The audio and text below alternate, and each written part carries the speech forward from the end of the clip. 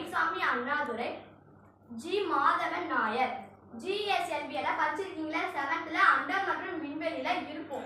GSLV வந்து தமிழ்ல புவி ஒத்திசைவு செயற்கைக்கோள் ஏவுகணை. இது வந்து பயன்படுத்தப்பட்ட ஆண்டுனா எப்பனா 18 ஏப்ரல் 2001. இதோட எடை மட்டும் எத்தனைன்னா 415 டன்கள்.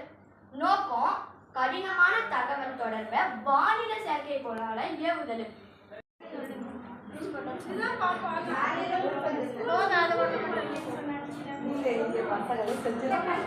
எவ்வளோ பெரிய ராக்கெட் செஞ்சுருக்காங்களா?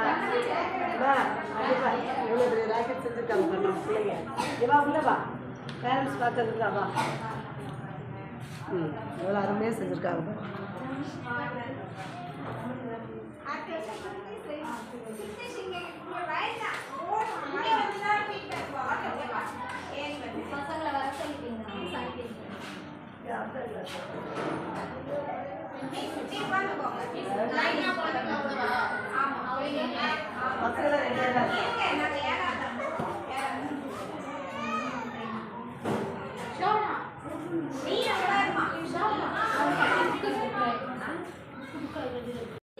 விண்வெளி மையம். நீங்க சந்திரயான் 2 பாப்பீங்க, அதே இடம் தான் சொல்லுவாங்க.